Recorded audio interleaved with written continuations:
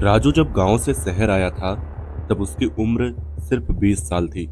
कंधे पर एक पुराना सा बैग, आंखों में ढेर सारे सपने और दिल में ये उम्मीद कि शहर उसकी किस्मत बदल देगा। गांव में उसने बचपन से गरीबी देखी थी। पिता मजदूरी करते थे और माँ किसी तरह घर संभालती थी। राजू पढ़ाई में ठीक था, इसलिए परिवार ने जैसे तैसे पैसे जोड़कर उसे शहर भेज दिया। उन्हें लगता था कि पढ़ लिख कर उनका बेटा उनकी हालात बदल देगा। लेकिन शहर ने राजू को अपनाने से पहले उसकी परीक्षा लेना शुरू कर दिया। जिस कॉलेज में वो पढ़ता था वहां उसके ज्यादातर दोस्त अमीर घरों से थे। उनके पास महंगे मोबाइल, ब्रांडेड कपड़े और हर वीकेंड घूमने फिरने के प्लान हुआ करते थे। वो कैफे में बैठते, मॉल घूमते, बाहर खाना खाते और हंसते मुस्कुराते रहते। राजू उनके साथ बैठता तो था लेकिन हमेशा चुप। जब बिल देने का वक्त आता वो बहाना बनाकर उठ जाता। धीरे धीरे उसे महसूस होने लगा कि वो उस दुनिया में फिट नहीं बैठता। हर रात हॉस्टल के छोटे से कमरे में लेटकर वो सोचता रहता कि आखिर उसके पास ऐसा क्या है जो दूसरों के पास नहीं, और दूसरों के पास ऐसा क्या है जो उसके पास नहीं। पैसों की कमी अब सिर्फ जरूरत नहीं बल्कि उसके आत्मसम्मान पर चोट बन चुकी थी। दोस्तों की सोशल मीडिया तस्वीरें देखना उसे अंदर से तोड़ने लगा था। वो खुद को कमजोर, पिछड़ा और बेकार समझने लगा था। शहर की रफ्तार में वो खुद को पीछे छूटता महसूस कर रहा था। एक दिन कॉलेज से लौटते वक्त सड़क के किनारे पड़े अखबार पर उसकी नजर पड़ी। यूं ही उसने अखबार उठाया और पलटने लगा। तभी एक छोटे से विज्ञापन पर उसकी नजर टिक गई। मोटे अक्षरों में लिखा था, सिर्फ 13 दिन में पैसा 2 गुना। नीचे कंपनी का नाम, पता और फोन नंबर छपा हुआ था। राजू का दिल जोर से धड़क उठा। उसे लगा जैसे किसी ने उसकी परेशानी का हल सामने रख दिया हो।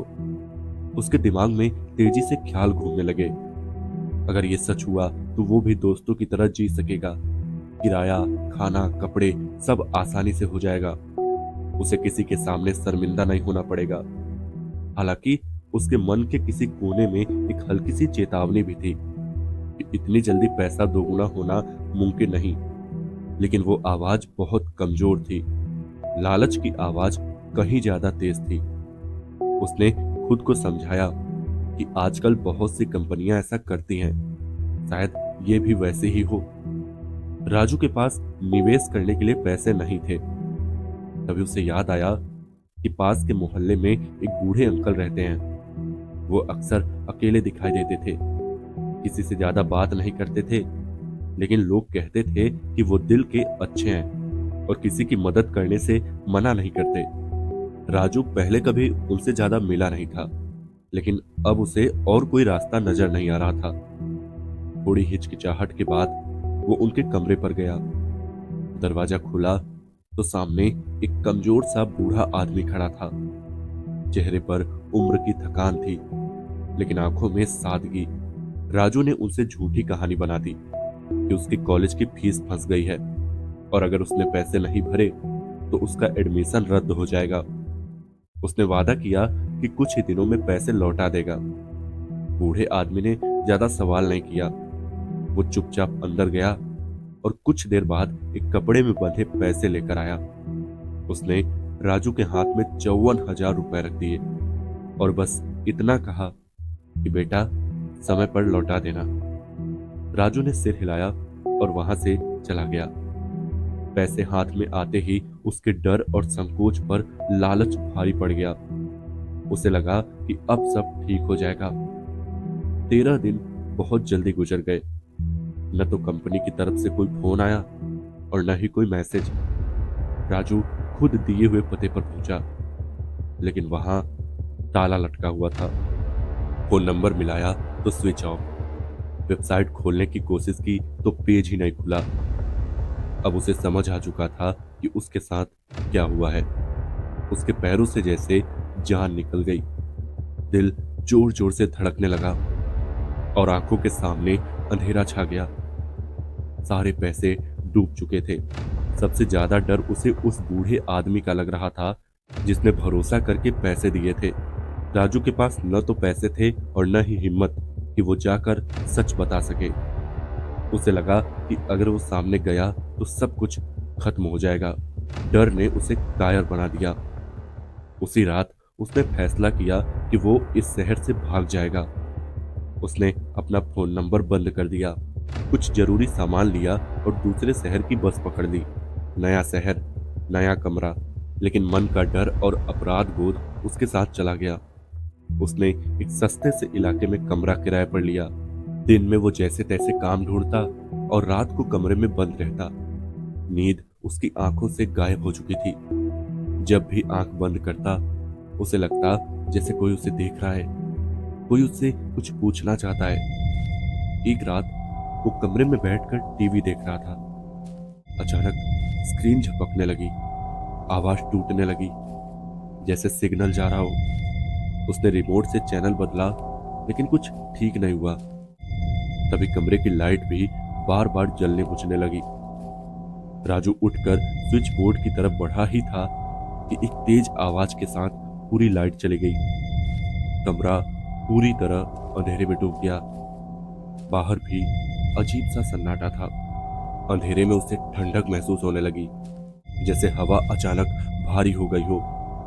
उसके कानों में हल्की हल्की आवाजें गूंजने लगी। उसे लगा कि कमरे के कोने में कोई खड़ा है। उसका दिल जोर जोर से धड़कने लगा। वो पीछे हट गया और अंधेरे में घूरने लगा।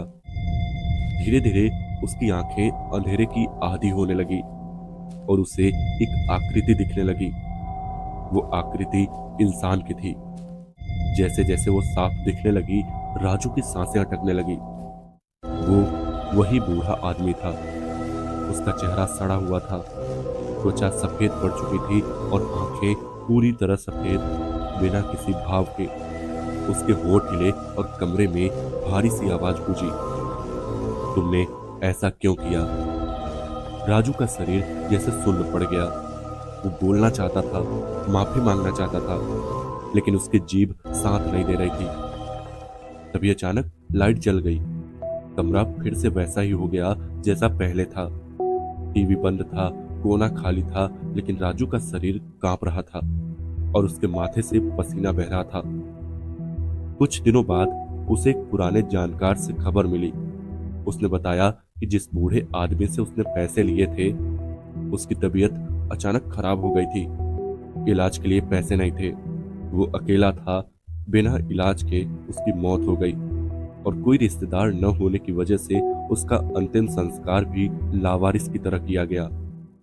ये सुनते ही राजू के कानों में वही आवाज फिर गूंजने लगी, तुमने ऐसा क्यों किया?